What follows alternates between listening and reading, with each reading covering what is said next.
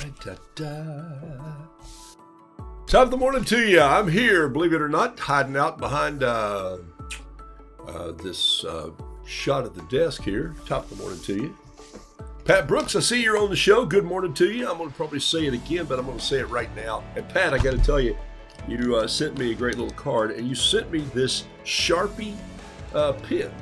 Yeah, the little Sharpie gel with a push button ballpoint, and I used it yesterday for actually the first time. I've had it in my bag, and last night late I needed a very bold statement to put on something for my daughter and text it to her, and lo and behold, it's got a great line on it, and I haven't checked it against any water yet. I assume it's Sharpie, it's Sharpie, it's Sharpie. It's like permanent, but it was perfect and bold. So thank you so much. Hope you're doing well. That's loud music to my end. I hope it's not that loud. Let's see. No, couldn't should be. All right. Okay, so let me jump in here in just a second. Let me say hello to you officially. Hey, Michael here. Grandkids call me Roo. It is Saturday morning, November the 18th. I don't even need to say it. You know what I was going to say. Where does the time go? Yeah, you finished it for me. Who knows? You know, and the older you get, the faster the time flies by. Have you noticed? I got to fill up my tea here. Just pour it right over this rooster in case I spill some on it. That's perfectly fine with me. I did make about a half-ounce cup of tea last night, a half ounce, because I was painting something and I needed that brown, beautiful color that black tea gives when it's diluted with water. And I actually painted it on there, and I had to let it dry. It takes tea a long time to dry. The I guess the tannins or whatever it is in tea. I don't know. It's just leaves. Come on, it's just, you go out in the yard, you get some leaves, and you soak them in water, and you drink them. Anyway, before I scanned it, because I learned a hard lesson. One day I think in watercolor, and I put it down on my scanner, and I go and hook up, and it scans, and then when I realized the next scan I did had all these, it sort of looked like I was in a brown cloud world. So got to let it dry out. I'm glad to see you guys this morning. Here's the look at the desk, a little messy, but it does say top of the morning to you. This painting was painted in 2019. That was a year before I started the show. And this painting was painted in, that says, here, let me back off just a little bit here. And then refocus. If I can refocus here. There we go. That should be just perfect right there. This one says Showtime, and it was painted in 2017, 6 years ago. I painted this painting, and I keep those pinned to a little clothespin here on my studio wall because I use them from time to time. And look at them. They're just, here's the thing. They have not been in direct sunlight. They've certainly seen the sun that comes in the afternoons here from my desk scene. Where is picture? There it is. So you can see there's the sun kind of comes through here in the afternoons. That window, bring it in. There's a window over there. But they're mostly just splattered and handheld for me. And the paper is beginning to feel a bit too wimpy on the edges because I don't want them framed because of how I just use them on the show. But at the same time, look at the color. They're real. This was black and white, but this one is still bold and fresh. And look, I just love, that's why I love this paper and this watercolor. It's Kilimanjaro paper, and it's Cheap Joe's American Journey watercolor. I love it. It stays. And I will never get into a my paint is better discussion with you. I don't want to go there.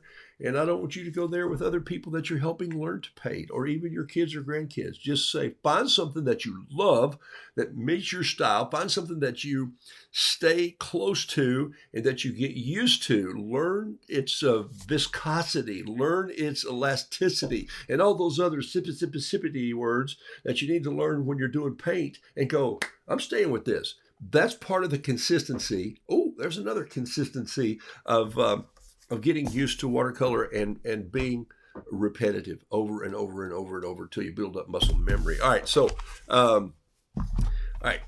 Do I have other paints? Yes, and you know I do. I have some Charvin. Here it is right here. The colors that were mixed for me before I went to Maine. I painted two lobsters with these. If you see, I'm going to show you a couple of lobsters that I've done. And I use these. I also use American Journey. I have another bigger box. Sometimes if I'm going to be gone for more than 2 or 3 days, I might pile these in. These are all American Journey colors here. Not true. This is a different brown, green brown, earthen brown. These are all Charvin colors. This is and so sometimes I'll put those together if I'm doing Seacoast or Maine or a little bit of a crab every now and then. But most of them come out of this illustrious potentate box right here, which I still love. It's my little Altoid box, and all these are American Journey, and it's grown over the years. It started with 5 colors. Now it's got 1, 2, 3, 4, 5, 6, 7 here. And then it's got 1, 2, 3, 4, 5 more up here. So there are really 12 little touches of color in here. And if you ever want to know what those, they're the basics. They're Gamboge. You know, the 3 that I started with, Ultramarine, Joe's Red or Red Hot Mama, Gamboge, French Gray, Black. There's 2 different little greens that I've wedged down in here, squirted in. You have to make the sound effect when you're doing that. And then there's this is a white. It doesn't look like it. It looks like a little kitty looking up there, doesn't it? You see a little kitty face? Paradolia. This is a mint julep. This is Carol's favorite color. We call it Terry Tardy turquoise on the show, but it is Andrew's turquoise. He was a good friend of Joe Miller. This is royal amethyst, and this is pumpkin orange, Halloween orange, or cad orange. Either one of those are my little orange touch that I do sometimes. And so that's what I carry with me in restaurants and in my vest pocket all the time. You know that old line when you're in the South and you want to marry people, you say, by the power in my vest. So I always wear a vest. Well, not in the summertime. But. All right, let me get started today. Thanks for being on the show. Let's do it one more time here. So top of the morning to you. Wow, piling on. Great. Thank you for being here. Pat Brooks, I said it one more time. I'll say it again. You sent me a card, and enclosed was this Sharpie S-Gel ballpoint pen. I haven't taken it apart yet. I might as well just do it right now. And whoa, nice spring and a nice little refill here of a Sharpie gel pen. I have not tested it with water. I just tested it last night for the first time to see how it did with a and I wrote the word B, and man, I love the boldness of it. I don't think it's going to bleed at all, but if I get to it when it's still wet on this watercolor paper before it dries, let's see how long it takes B to dry before it will not do that. There it is right there. This is kind of a soft line, and I like it. And you know, I have never been a fan of ballpoints, but this one, thank you for sharing this with me. I'm going to keep it on my desk, and I'm going to use it a couple times. Last night I used it for a caption. So I hope you're doing well, Pat.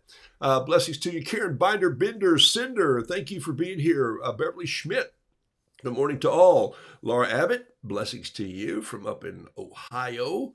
Lisa Bryant, coffee, Roodoodle, or do Roodoodles or something. Glad to see you, and the group is going strong. Yeah, glad you're able to join us today. And thanks. Oh, you did see the note, Pat. I see it from you. Deborah Spangler, Gene Anthalzer, love it, love it. Let's see, Chris Whitaker. I always love seeing what Chris is up to. Saw her name pass by yesterday on Yasatoma. I just had a few minutes and I realized, oh my gosh, it's late and Friday. And I popped on the show and saw Karen and Phoebe doing a little Kilimanjaro Yasatoma show, not Kilimanjaro show. And they were showing a bamboo pen and brush, in which I said, well, I have this one, but they showed a new one that I don't have that's becoming available. And, you know, you just got to love the simplicity of watercolor when you can just go, remember I did this with you guys one time? Here it is right here. I said, I'm just going to go out in the yard and get a stick. And I went and got this one. And then it wasn't long after that Phoebe said, you know, we have a bamboo brush like that. I'm going like, you mean somebody has really done what I just did? And this one literally and stamped it. This is the TP235 bamboo pen.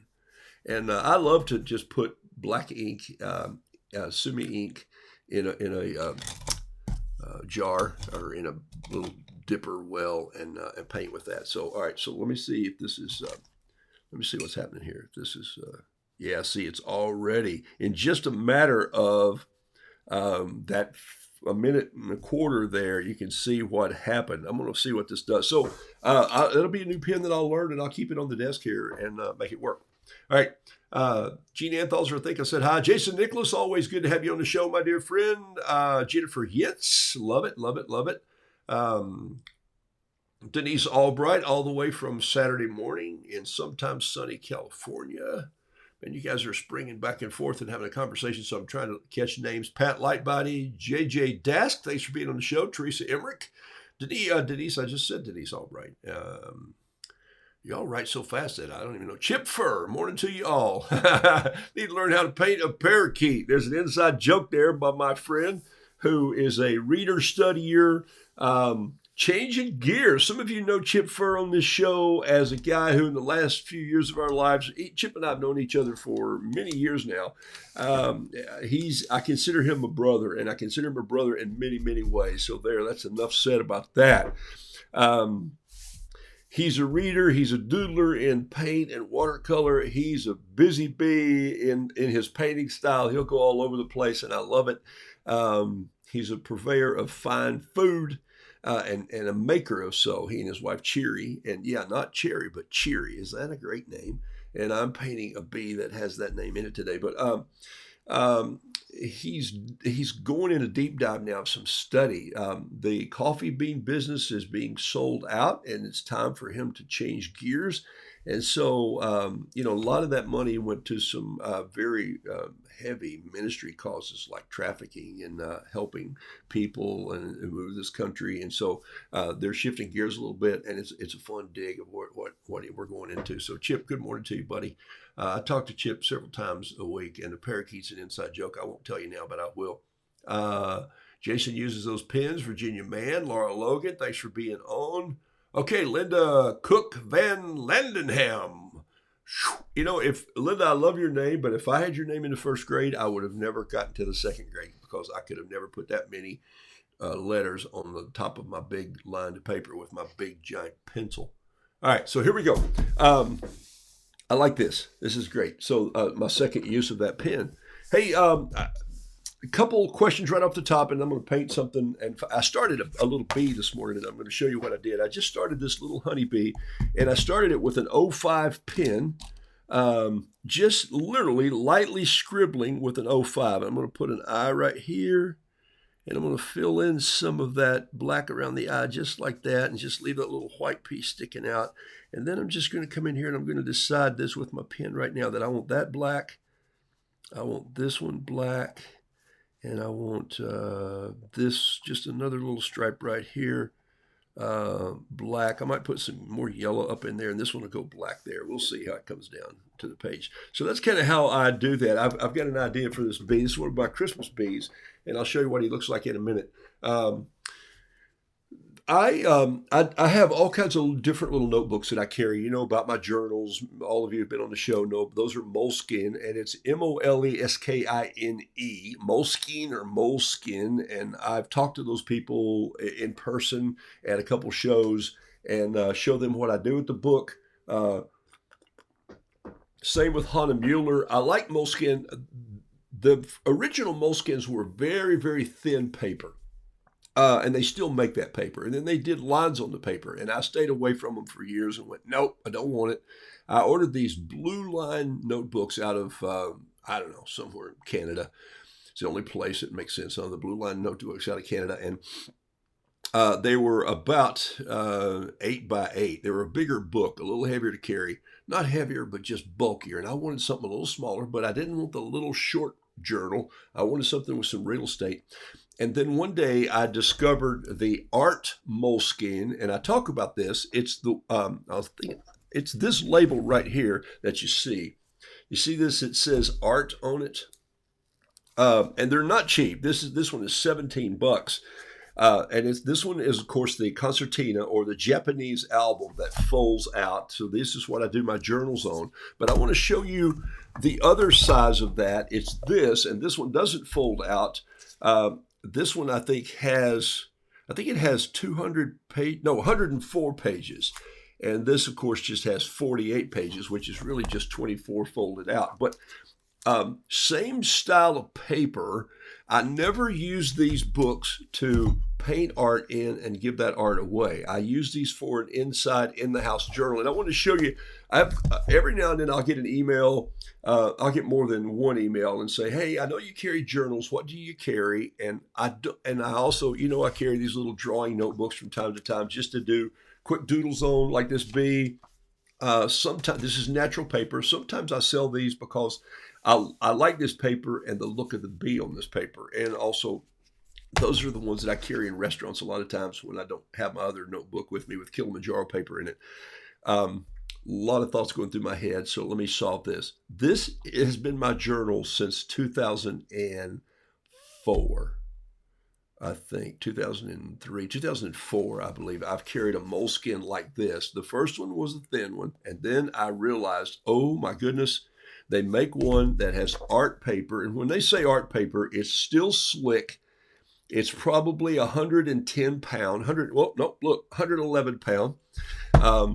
And it's, I always open it up like this. Look at that. I'll take that. Okay. I always open it up like this, and I always draw Roo in the cover somewhere here, and I also wrote with this pen, pilot, the pen pilot on, and then I always offer a little reward here, a free Roo if you find my book and I've left it somewhere. Creative consulting approach, and there's always something that I write in the front of the book that just makes it kind of mine. What do you do well? What could you do better? What should you start? What should you stop? And why do you do any of this? And how does it fit in your mission and who you are as a person? You go like, well, that's a heavy thought on a Saturday morning. But those are some of the things that I dwell on when I just have a few minutes and a cup of tea. What do I do well? What do I do well? This is kind of like a Patreon class. This is where I was digging with my Patreon folks. So, and I'll pick back up on this before we finish Patreon this year. What do you do well? And I'm talking about me, not you. You can ask yourself this if you want. What could you do better? Oh man, I could do this better. What should you start? What should you stop? I just told you about my friend Chip. It's time for me to get out of the coffee business. It's a young man's game. I don't climb ladders anymore. It's a young man's game. I'm fixing my dishwasher today, but most of the time that's a younger plumber man's game. But I think I can make this fix. But what should you stop doing? And why are you doing any of this? And how does it fit into who you are as a person and what you do in your personal life with your mission? Do you have a mission statement? I just wrote the back cover of a friend's book this week, and I wrote his bio. And you think, well, that's impossible. How do you write somebody else's bio? And I wrote it as a person who knows him well, which I do. And some of it he'll use, some of it he won't. But one of the things is that he has a very strong mission statement. And I took his mission statement and said, doesn't that sound a little heady? So I'm going to tell you how it's simplified. And I wrote a simplification version of that. So sometimes for me, these are the things that I look at in my personal life.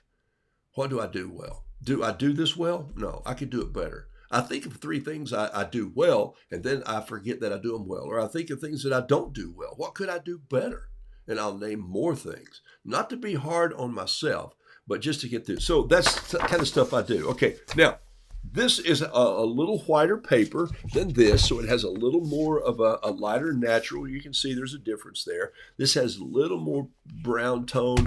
This is a tad lighter. It's pretty decent paper. It does hold watercolor pretty well. These are the notes that I flash through, and when I'm in meetings and I talk to people, or if I'm in a place where I don't have my watercolor journal, I'll just paint the notes of where I'm listening. This was a conference where I was, and here's some of the notes that I took during the conference as the people talked. I spoke, I drew, I painted, I had my pens with me, and so that's kind of what I did. So as I get into ideas, so I'm running out of this book. I'm getting down to the last few pages, so I ordered a new book, and I wanted you to see it. And here it is right there. And it's called the Moleskin, Moleskine. It's called the Art Collection. Take a look at the wrapper. It's beige, and I would say what is that? Periwinkle, maybe? Maybe it's a periwinkle blue. It's a cool blue, actually. So I'm going to go ahead and take this paper off. It's a brand new one. And I bought this one. And I think this book was $25, $26. But my point is this. I'm going to have this book for probably 8 or 9 months of next year, and I'm going to carry it in business meetings. It's that big. It fits in my back pocket. It fits behind my belt if I want to carry it like a waiter carries his little billing tab. And here's what happens. The little tab comes off like so. There's the color. There's the wrapper. If you want to get a screenshot of that, that's it right there. It's the Moleskine Art Collection. It'll say sketchbook on it. If you're looking for something that is just pristine and beautiful, comes with a little pocket in the back. Moleskine does not send these to me. I get nothing from Moleskine, but here's a little catalog for who they are, and I'll carry some of my watercolor paper down in this little slot too. So that's the Moleskine that I've been using that's the journal that I've been using. Now this is not, note, a daily journal where I write everything that I do in the whole wide world. Okay, I just don't do that. This one I stuck a logo on, which is my men's group that meet here. It's called the Iron Collective, and the guys that I cook for sometimes. And so I'm about out of this one. When I get down to about 10 pages, I'll go ahead and find one. Try to find one on sale. Several people had asked about my daily note-taking journal. I carry it to meetings. I carry it to business consulting meetings. I carry it to ideas for video shoots. I carry it to ideas for art shoots. I've got a company that called me yesterday that wants me to build this chandelier inside this prayer garden and suspend it in such a way, and it's going to be made out of, remember the project I told you about in the prisons? It's going to be made out of razor wire, and well, that's safe to work with, right? So maybe we ought to get guys who've escaped from prison to do this, but okay. All right, so that's what I passed on to you. There it is. I took up some time to tell you that, but I want to ask questions on this. I like the pocket and the elastic band. Highly recommend it. The elastic band is awesome.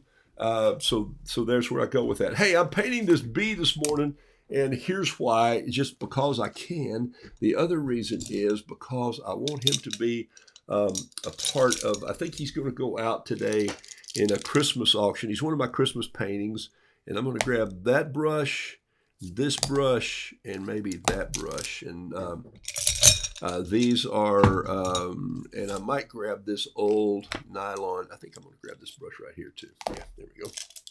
All right. Okay, so let's warm up some paint and maybe get in some painting music. I think I'm going to play that song again that was on a minute ago. All right, if you got some questions, throw them at me today, and then we'll go from there.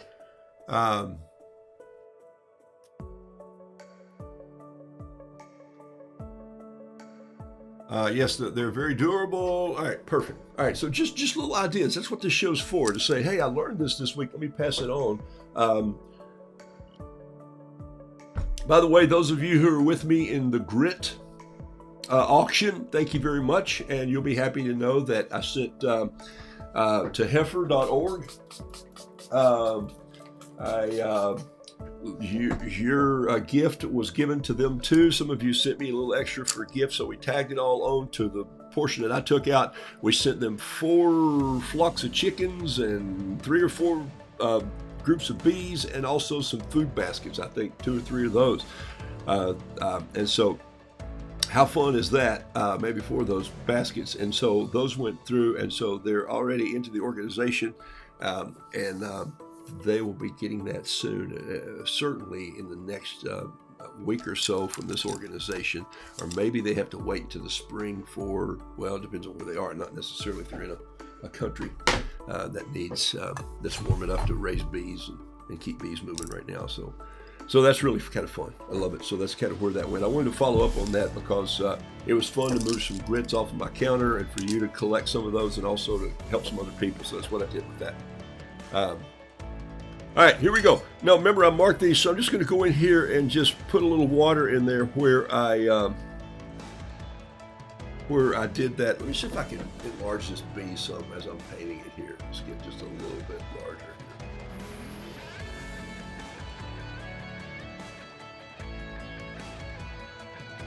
Yeah, that's a little better right there. Okay. So I'm going to grab a little lamp black and just throw that black in here. I'm going to do two things at once here this morning. So I'm just going to grab some of this. Sometimes you see me do this. I'm just grabbing that and not using the full black. I want it a little lighter up in here because I'm going to drop a little brown and orange in this bee's head. So I'll go back and get a little bit of this here. So notice this is what we do sometimes. We just throw on way too much paint. So I'm just going to get some of the paint I'd already put in these stripes and come in like that. And I didn't even finish drawing this, but while this is drying, I'm going to add another part to this drawing. This is my little bee of good cheer. So grabbing some of this and just keeping my brush wet. This is a number, this is a number 6. I think I have a number 4 somewhere, but I don't even see it in here. Where's my number 4? That's not good. Well,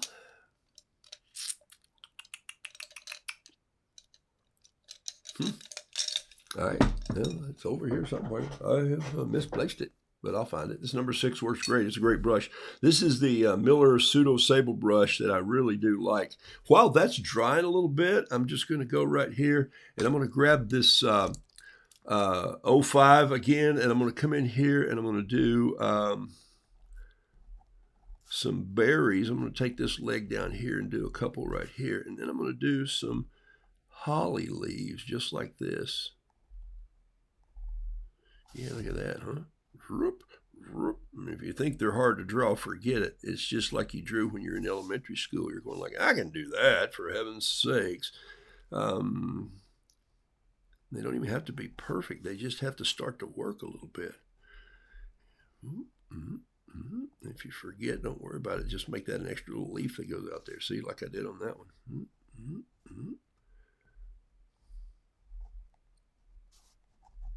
All right, so there's a couple little leaves. Maybe just put a little leaf going up this way, just a tad, like a little stringy one that's kind of in there. And then maybe another something in the green leaf right there. And that's probably plenty, so don't want to overdo it. I'm not trying to make the bee labor on his way home. Let's put a couple bee antennas out there like so. And then cut a couple little leg pieces in here. I'm going to take and use my pen to just beef up the edge of his wings a little bit, and I'm lightly skating this 05 needle tip across here just to put some on there.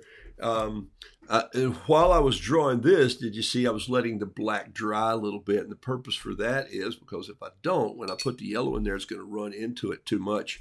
Meanwhile, I'm going to go back in and keep going with that theory, let it dry a little more. And I'm just going to grab some of this and put some red holly berries on that, and they'll run together a little bit. If I want to clean those up, I can just touch it like that and see what happens. This is a big brush to be doing such a tiny little spot, but kind of like that sometimes, just carries a lot of paint. I'm going to use 2 different kinds of green here. By the way, those of you who saw Yasutoma's show yesterday, Karen, who's a good friend and also just an excellent artist in demoing products, she was really doing some fun leaves of adding color on color on color, very lightly glazing it on, as she called it. I thought it was terrific, and they do such a good job, and nice people to know and to work with.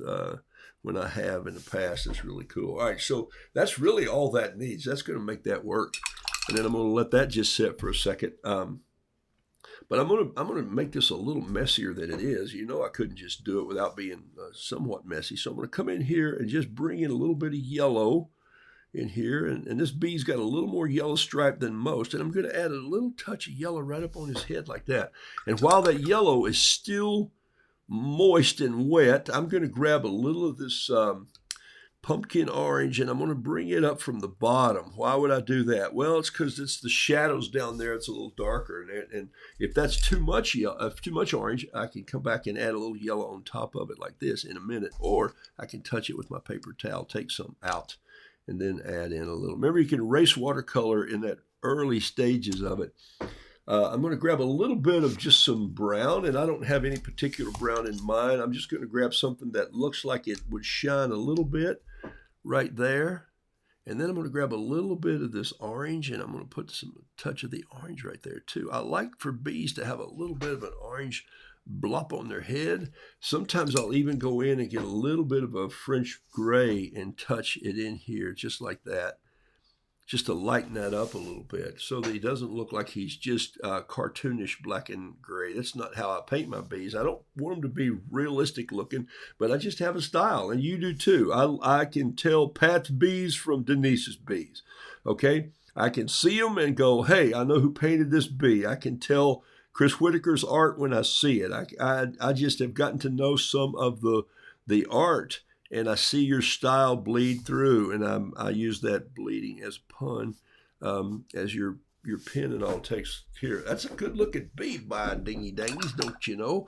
I'm going to see how this orange dries before I add anything else. I want to come in with a little bit of just water, and I'm going to barely sweep it right here, just over this wing.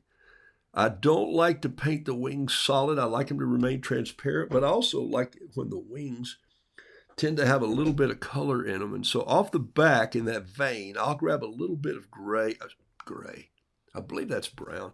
I'll grab a little bit of brown, and I'll just punch a little brown in just like that. And that brown almost is too yellow. So I'm going to go for a steeper brown. I'm going to go for something that's got a little more oomph to it. And so there it is right there. There's a little bit. So I like that membrane that comes off the back of a bee's wing. If you'll look at it, you're going to see a little bit of brown in there.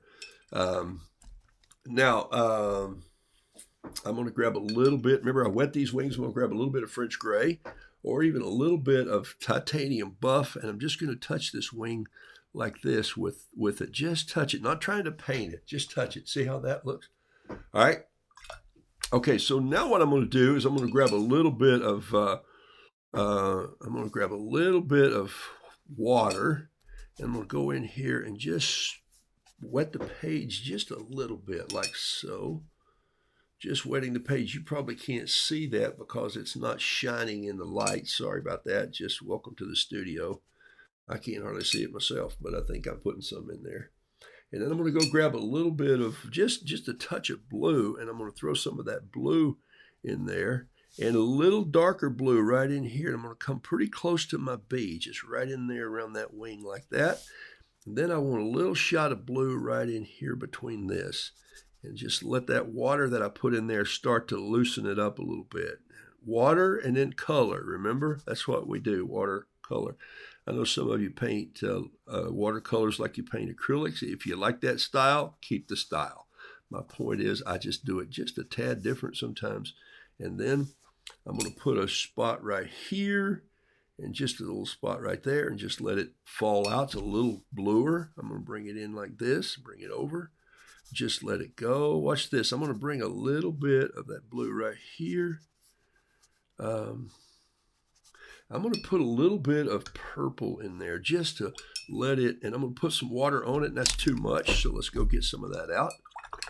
Clean water is what I was going to say before I touch my brush unexpectedly too quickly to it.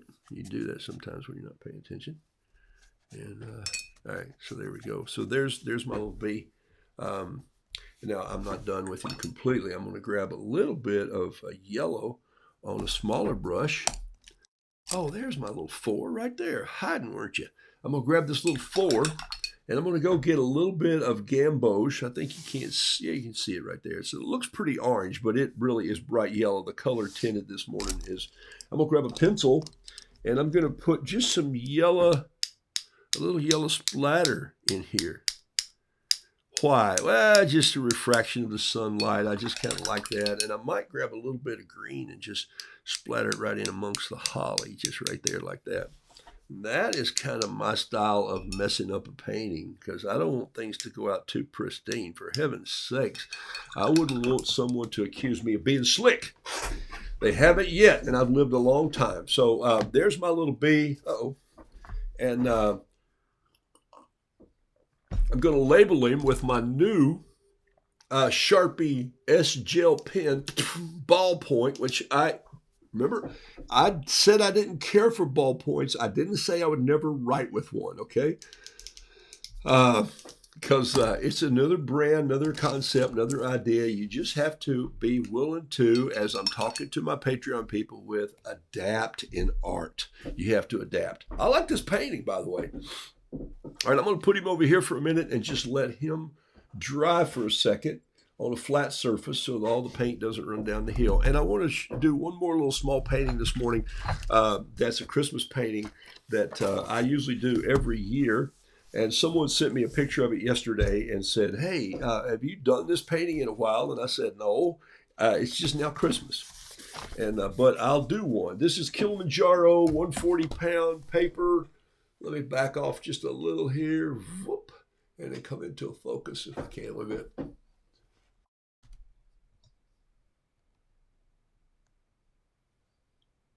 Okay. Yes, and I know they make cameras that automatically focus, but if I use that, every time I put my hand in front of the camera, it goes whoop, whoop, whoop, and I get vertigo. Not really, but I feel like I do. And I know you do at home on the camera. So that's why I reach up and just adjust the focus if you ever wanted to know that. Have a little paper shear right here. Sometimes that I'll use just a little Westcott cut off piece. I'll just take it in here and just drop that in, and there we go. Won't have to rip. Sometimes I mail them with that on there because this paper comes out of a notebook. I love the fact that it's in a loose leaf notebook. It just helps me keep it flat, straight, and I travel with it easy. Uh, I would add a tiny, tiny bit of turquoise to the wing. I will put a little blue in there in a minute to show the transparency, but that's funny. Turquoise would be good. Thank you, Miss Carla. All right, coaching from the outfield. I kind of like it. All right, you want me to do it now so it'll dry? Here, I'll do it. This is hey, I'm gonna put a little water right there, and I'm just gonna touch a little blue right there. Too much, so I'm just gonna back off on that. There it is, right there. There is actually a little bit that it came in the bottom there, but I'm with you. Okay, and you said turquoise, so let's just add a little touch of turquoise here. Right there, it's too much. Let's go get some of that and just flow it out a little bit right there. Just okay. All right. Hey. All right. Listen. Couple things I'm working on is this week. You should get an email from Roodoodles, one of the official. I don't send many, but I'm sending an email, and it's going to probably announce a shop that's open. And I think I have 2 shops coming up of some product that I'm going to send out. So there's going to be a new shop might be before Thanksgiving. I don't know if it'll be online by then, but after Thanksgiving. Some prints. First time I've offered prints. There's some lobsters. There's some bees. I think there's a cup involved. I think there's some of my favorite prints are out there, and some Christmas prints too. I put quite a few Christmas prints on it at the time, and so that's coming through. And I don't deal with it. I just send the art and these. So anyway, and then there's also another print company that's working on some products, and rumor has it that they're working on a shirt and a sweatshirt for me. So we'll see how all that comes down. So I'm just giving you a little heads up that it might be in your Christmas stocking list. Hey, I always do. One of my favorite things at Christmas is to draw an old bucket, just because I think they're funny. And I put my Christmas trees in buckets, and I know that's because at one time when I was a kid, we had a little Christmas tree, and my dad just put it in like a wash tub or a small bucket, and we cut it on the place we call where we live the place. Didn't have a name. It was just 4 acres, this little garden, and 2 acres in clover for the honeybees, and a half-acre garden and house my dad built, backed up to the woods. And so the place had this cool little um, um, down the hill where the outhouse was. Yeah, for real. We moved there, and the little barn and stable and shed and the chicken house, and so. But we had some cedar trees, a lot of cedar trees on the property, and so my dad would cut some from time to time. But we would also take some to the sawmill, and so he built things sometimes out of cedar, and it was really kind of cool. And I remember it now better than it probably was when I was feeding and watering dogs every day. We raised bird dogs there. And so part of it was just simply this. We'd go cut a cedar tree for Christmas. And then one Christmas, we decorated the cedar tree that was in our front yard that was probably 50 feet tall. And he had a guy that he was doing a project for give him some of those Christmas bulbs that were, they were the shape of the Christmas bulbs that you and I know. You know the shape I'm talking about, the Christmas bulb that's like this. They were this bulb.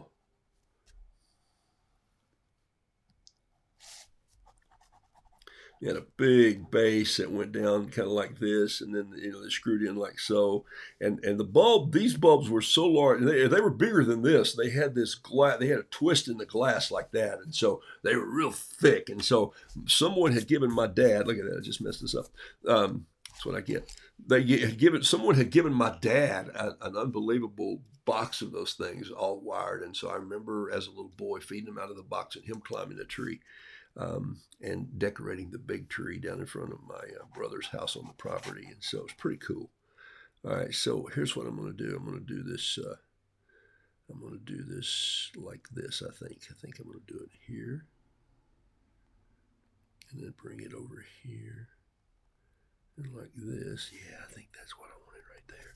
Okay, you can see where I'm going with this. You couldn't see it because I moved it over, but that's good. Now I revealed it. And so for here, I'm going to come in with a little peep right here, and he's going to be standing out on this limb. These are going to be the trees. My head's in the way a little bit. No, I don't think so. I think I'm clear. I'm going to show you how I'm going to do this tree in just a second. I'm just using an 05 pen, and I'm thinking this is a pine tree or a cedar tree. This is more of a little spruce painting thing. And so I'm doing some little bristles on it, and I'm going to go ahead and get the bristles in there. And I'm not going to let this dry too long because I'm going to put my paint over it and let my paint mix with the ink. Maybe that's my plan. In fact, maybe I should do that now. But I think I'm going to go ahead and put my little peep up here first. He's sitting right here. He's here. And he's got his little peep. You know how I draw little peeps, little fuzzy peeps. They're a little established, but he's there like that. There he is in a tree. And then we have this Roo who's here. And he's got the wise word for the day. Whether you like it or not, that's just kind of how my roosters work. They're the farm bards. They're the ones who tell the story in most cases. Sometimes the hen, as in life, has the upper hand most of the time. My wife's just flat out smart. And I know you women, listen, I get it, okay? I'm an old man who's understood how that I couldn't even be doing art if it wasn't for my wife who said, you could do this and this and this and this. And so some of it I want you to do, some of it you should do, some of it you could do better. Oh, so you see what happened there? Mm-hmm. Some of you didn't know I was going to go there, but she has kept me on my mission vision. And that's pretty powerful in life when you have somebody who can help you do that. All right, so there it is. I'm going to start painting it now before it all runs away with me. I'm going to grab a couple different greens here, and let's just let's see here. I'm painting Christmas because I have been accused of not being able to get my Christmas paintings to you before Christmas. So there. Here we go. Sheila Nelson's on the show. I love it. Skeeter Powell. I love the idea that we can wear your art. Tea towels. Yes, Randall Taylor Craven. There's a company that I'm working with who is going to produce some tea towels. And I've got some bee towels. And I've got some tea towels. And I've even got a biscuit towel that I think I'm working on. And I'm still working on an apron, but one of these days. All right, so what do I always do? I always paint a little water, a little color. I always paint my Christmas tree buckets green. That's just the thing that I do. So it may be how I just know an old green farm bucket with some rust on it, but I like that style when it comes out. That's a little more rust than I wanted, so I'm going to take my paper towel and touch some of it out and go back in with a little more green, just a little richer green on the bottom. 2 or 3 different kinds of green sometimes just make green work. Hey, don't think there's only one crayon in the box, okay? Now, I want to grab a little dark and come in, and I want to start coming in like this. I'm going to wet this first a little bit. I'm going to pull some water in and just let that start to break and soften my tree up a little, okay? So you see it's going kind of black on me, so before it gets too dark, because that's a lot of ink I put in there, I'm just going to go ahead and catch this up just like this, and I'm coming out.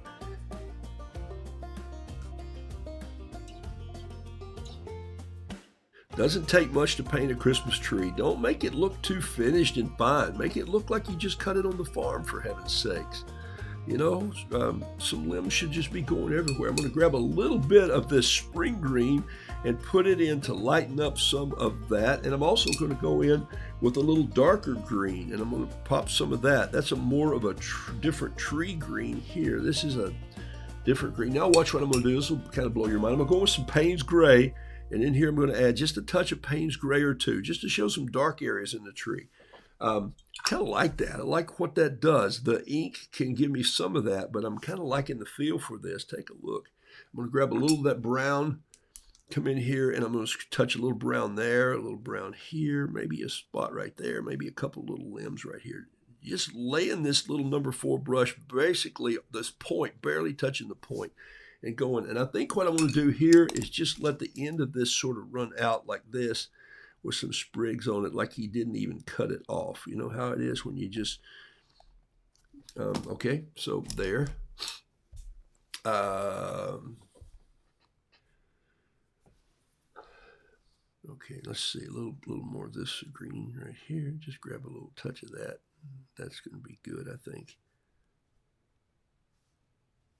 All right, well, that's a little bigger tree than I thought I was going to paint, but hey, I painted it anyway. And let's do this in, ooh, you know what? I'm going to do this in purple, and I'm going to do it in purple for a reason.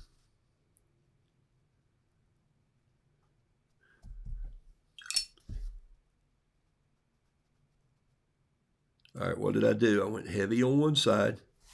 And then, it looks like a beet, though, doesn't it? Yeah, it kind of does. It looks like a beet.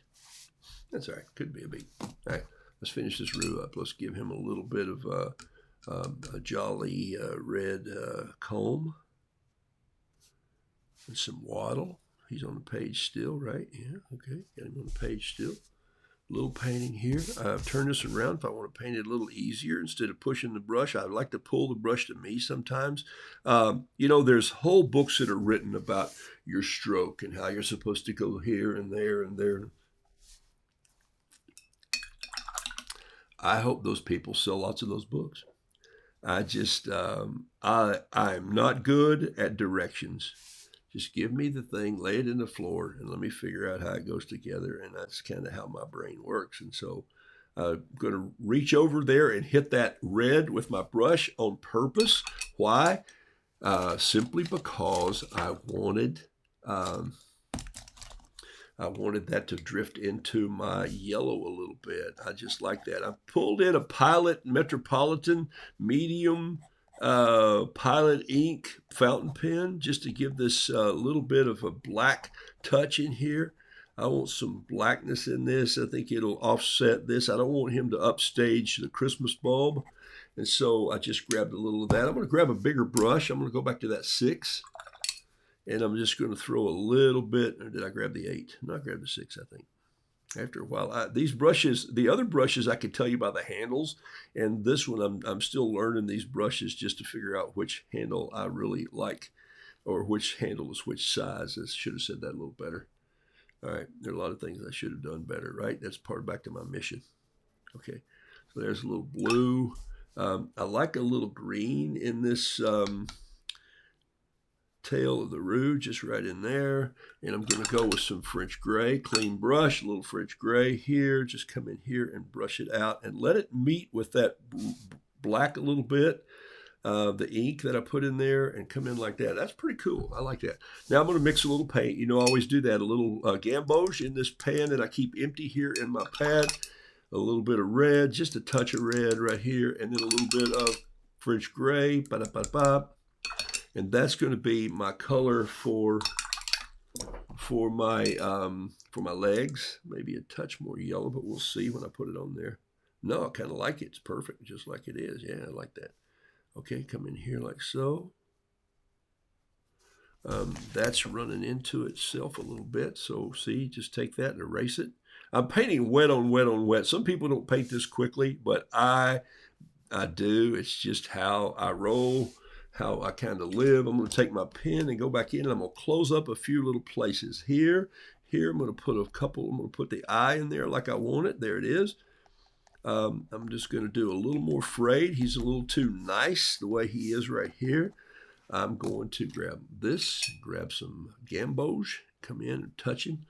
A little orange, touch him. And now a little water, clean brush to finish him, and just push this around a little bit. I'm going to take a little brown and put it on his beak. I like the little beaks of the peeps to be a little darker when they're young. I don't know. I just remember them that way from my house. I'd always go down and pick them up, and, you know, we broke all the rules. Don't touch them. Don't handle them. Yeah. If they can't handle us, maybe they shouldn't have come home with us from the 4-H. Okay, so put a couple little more. I think that wasn't hardly purple enough for me. So put it in here, and I'm going to put a little bit of Payne's Gray, I think, up on this top, just right here, just right there. Now I'm going to do a little bit of water wash in this, like so. And I'm going to touch that with a little green, just a touch of green. And I don't want that to be. Now I'm going to grab a little Payne's Gray and a small brush and a pencil. And I'm just going to do a little bit of just messiness around the bottom, just some little dots. And I'm going to put a little in the sky. I don't know how that little brown drop got up there, but there's a little brown drop. I'm going to wet it like this and then take it out with a paper towel. Perfect. Now I'll just hide it under some blue sky. Blue sky smiling at me. Nothing but blue sky do I see. Blue days all gone. All right, so now I'm going to let this dry a little bit. While this is still doing this, I'm just going to go a little shadow here on the bucket, a little shadow here on the Christmas ball, a little more shadow here under the feet of the Roo, and put some. Now I'm just going to, while this is almost dry, yeah, it's going to need a little more. I said I was going to wait till it dries, but hey, when you're running the clock on a show, you just go, go ahead, do it. All right, I'm loving this little picture. There it is right there. I think the caption on this picture is going to be SLHSSC. SLHSC. Yeah, let's see.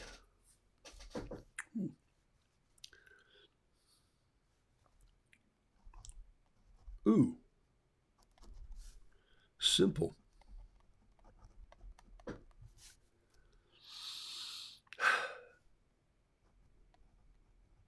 Lowly, humble, says Christmas. I like it.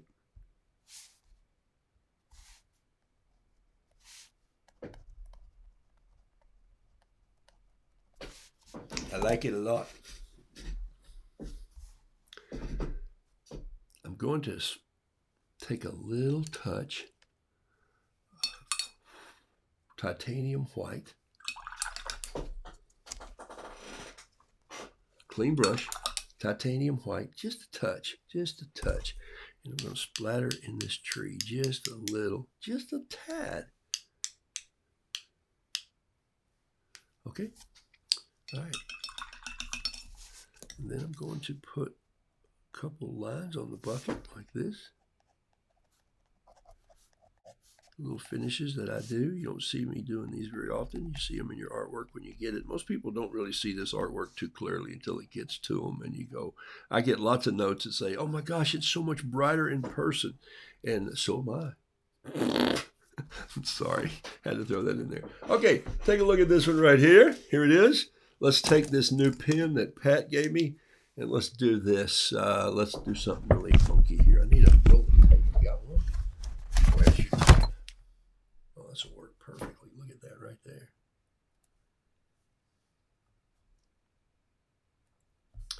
about this? I'm just going to take and drag a little line right around this right here.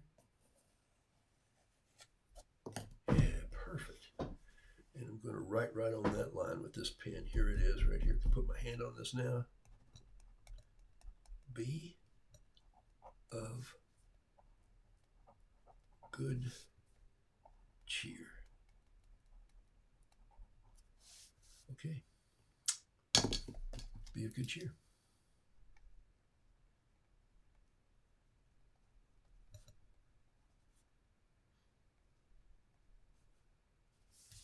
Voila. I like it. I like it a lot.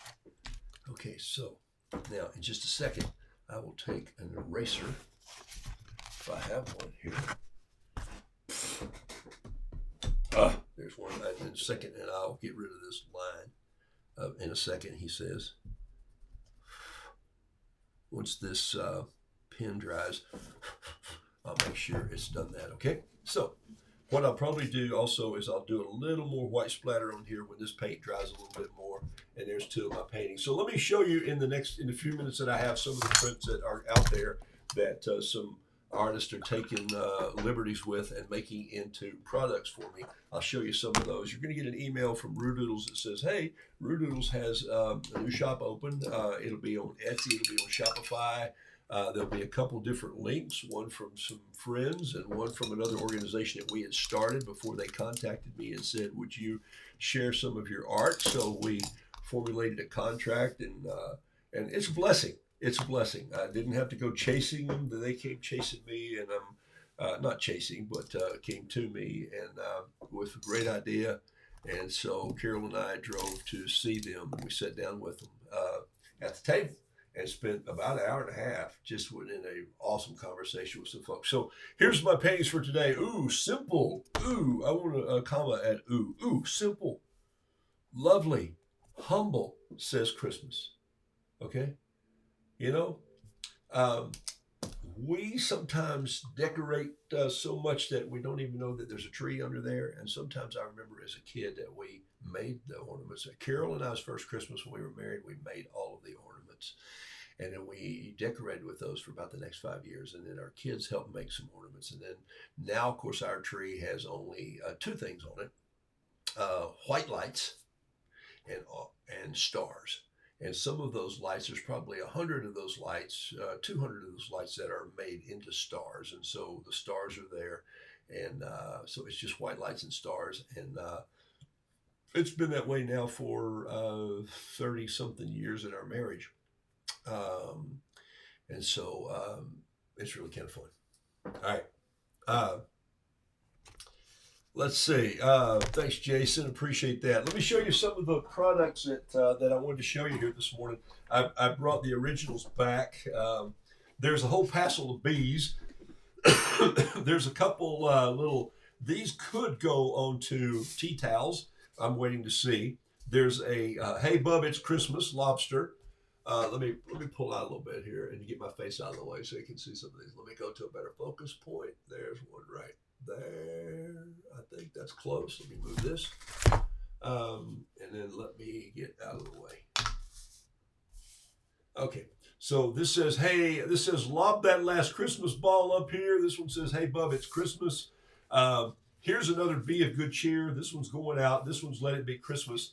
I sold one of these this week. Some of the bees that are going to wind up on different things, and even a bee cup that we're talking about. So these are some of my bees. This is bee 979. These are numbered, but you can't see the numbers because I didn't want the numbers in the print. This is the possible sock roo.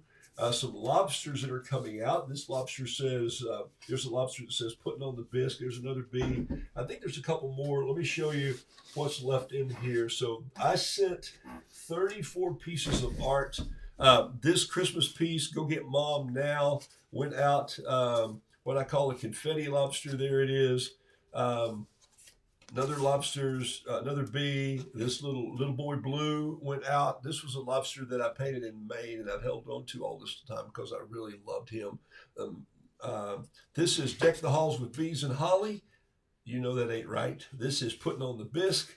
This is Time for a Routini. These are my light bulb roos. This is another one. I got this And this was one that wait, I think I sold this one last night.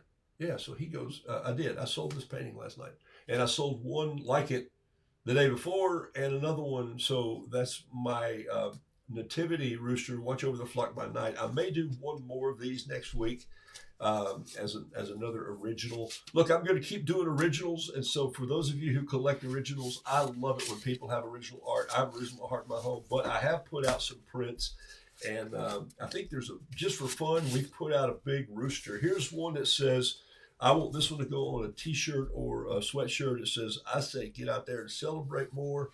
And he's the big old rooster with the reef. And I made this reef really big and bulky.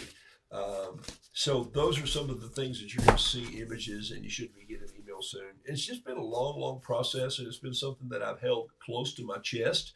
And it's part of my mission vision that you heard this morning. And what's that? What could I do better? Not just to sell art, but to connect people. And what could you do to what could you do? What could you stop doing? And so I'm not going to stop painting originals because that's where the creativity comes to me, and I love waking up to be a part of that. I'm also going to paint another painting today from my big B with the biscuit saying. I love the saying that I came up with last year that says, if God hadn't created the honeybee, there'd be no need for honey. If there was no honey, there'd be no need for biscuits. There would biscuits, there would be no, ooh, just how sad. And so that I'm going to put on I want to put on a cover towel to cover your biscuits when they come out of the oven. And I might put that on an apron that says, honey, make the biscuits. So those are my copyrighted comments that have gone out.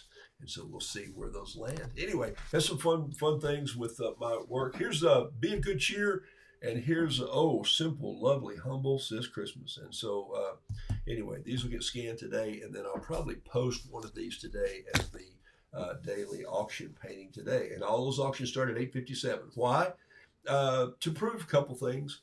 This is not about trying to ask all you can ask for a painting. It's just to get good art at a good price in the hands of good people who love it and share it and connect with other people with it.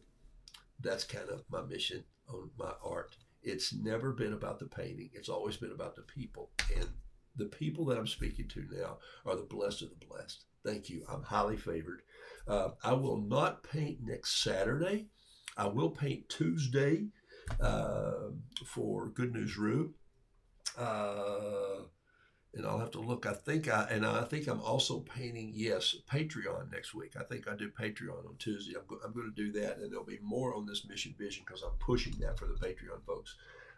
Patreon is coming to an end at the end of December. I'm going to be doing a new thing that I think I'm going to call Roo 857. It's just going to go out on YouTube to anyone who wants to watch 8 minutes 57 seconds. I'm still going to come on all the Saturdays that I can and do an hour. I don't think I had any questions today, but if you have questions, always throw them up there,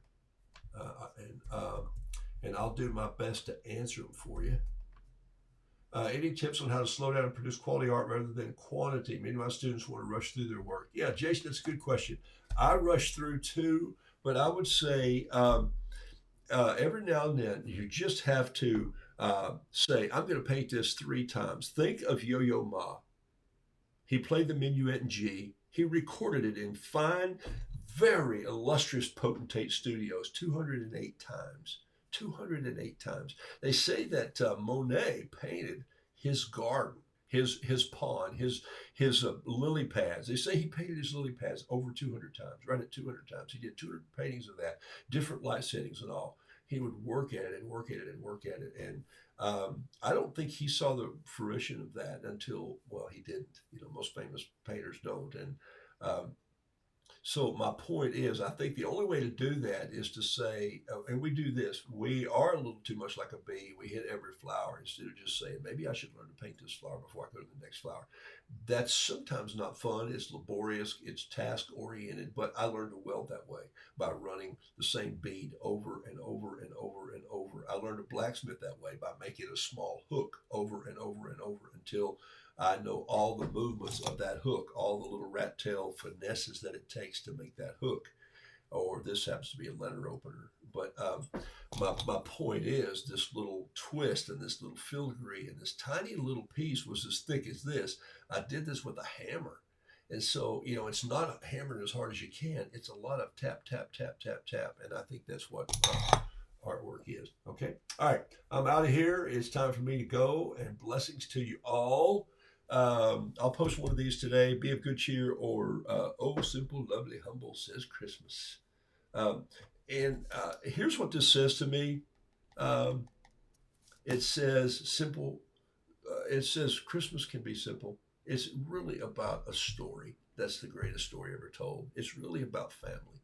It's really about people coming together. It's really about serving others and giving. Oh, it's about getting, but we try to push it toward giving. It's not what our commercial world says about buy, buy, buy, but at the same time, it's about doing something that makes people feel special. So when this person can tell this person that, I love that, nice job, boom. Okay, be thankful for something this next week. I'll have family here over the holiday. I don't do turkey. The lobster has arrived. Our splurge is 2 pounds of picked lobster from Maine to make bisque out of. I want bisque in a pound cake, and I will fix this. I haven't had red meat in several weeks, so I will have a beef tenderloin. No turkey here, but all the fixings, and everybody's responsible for making those. That comes in. You have to cook if you're coming to my house. So family comes in ready to cook, and some biscuits. Yes, so a little piece of beef tenderloin on a biscuit with a little bowl of bisque. What? Says simple, says lowly, says humble, says Thanksgiving as well. Blessings to you all. I'm grateful for you. Thank you. I'm out of here like a herd of turtle.